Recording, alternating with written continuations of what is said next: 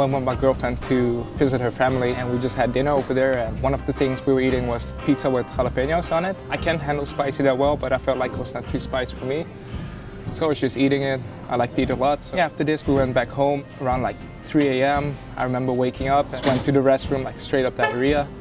Everything was burning, and I thought like, damn, probably the pizza with jalapenos, it's gonna be okay, you know, like maybe one day. And it became 1 week, 2 weeks, 3 weeks, a month, couple months. Then I went back to Holland for like 2 weeks and was perfectly fine. Then came back to the US again, and it lasted for forever. So pretty much from the period from mid-January 2014 till the beginning of September 2014, that's when I just had straight up diarrhea all the time, regardless of what I was eating. I was born in Russia when it was still the Soviet Union. I was born in Leningrad, which is St. Petersburg right now. When I was 1 year old, my parents pretty much fled the country with me as a baby, and that's how we got to Holland.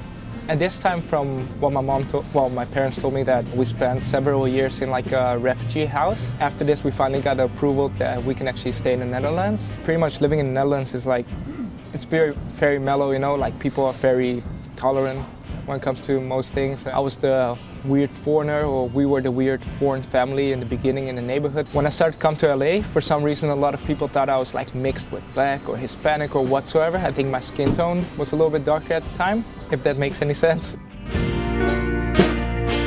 But when I was punished as a little kid, I know my mom doesn't like to hear this now. She says like if it was now, she wouldn't really do it, but if I did something really bad, I would get my ass whooped with like a belt, like stripped down.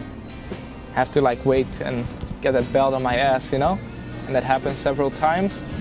It's a normal way for Russians to teach their kids, for sure also other countries as well. For the people, especially in where I grew up, in my neighborhood, it was really like a shock to them when they heard that my mom did this. And my mom even told me that some of these kids' parents would come up to my mom like, is it true that when you punish a kid, sometimes you hit them with a belt? And my mom was straight up like, yeah, pretty much like, of course, like why not, you know? That's how you do it.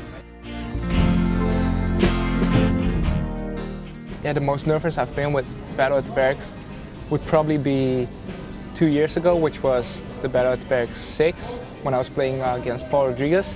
My favorite, like my all-time favorite for a very long time. It was an honor to play him, obviously. Either way, the Barracks gets pretty nerve-wracking for pretty much everyone who's in Battle at the Barracks.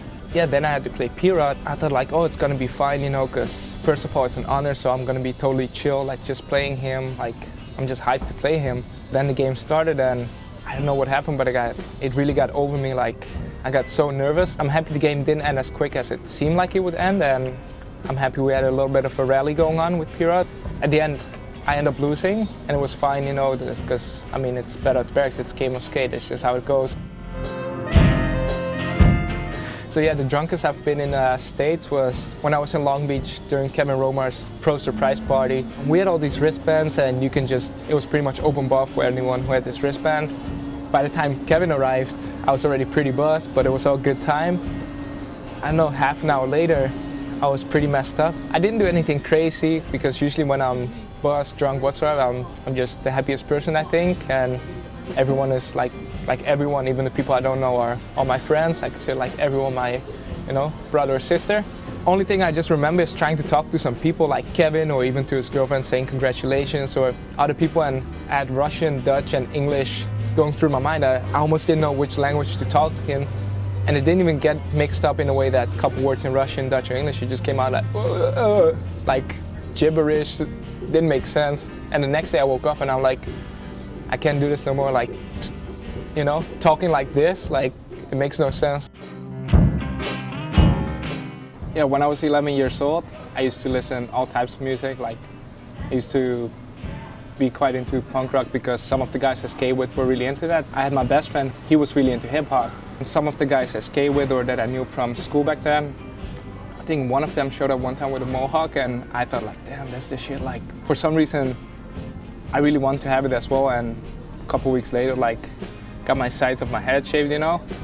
And I know the mohawk just started growing, but then in less than a year, I got over it and took it down. My girlfriend told you that? I think it's increased since the last year, since the last 1.5 years that I've been living in the States.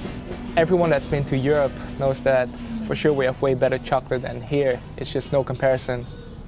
Like I said, I don't try to talk bad, but it's no comparison.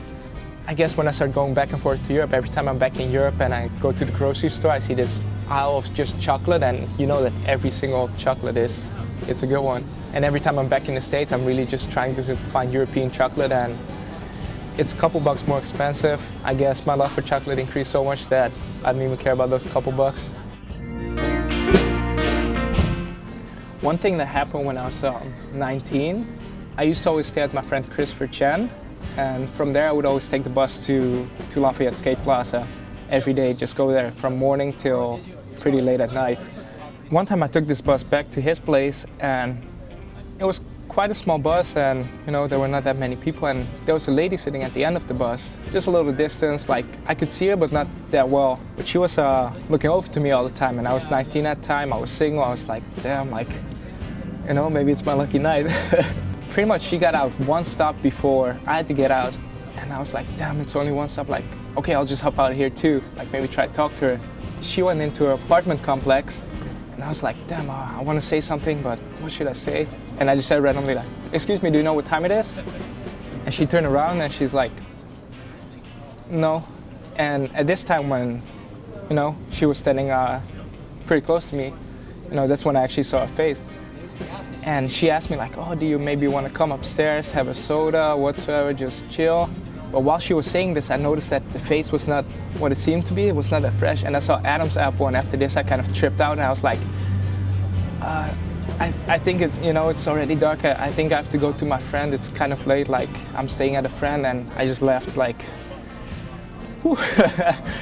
I almost got tricked, Mike Tyson bit off of Evander Holyfield's ear. Why don't he bite off my fucking ear? That damn fancy shit, you know what I mean? You're like, yeah, I'm in the strip club, it's switched up, son. Hey, I was...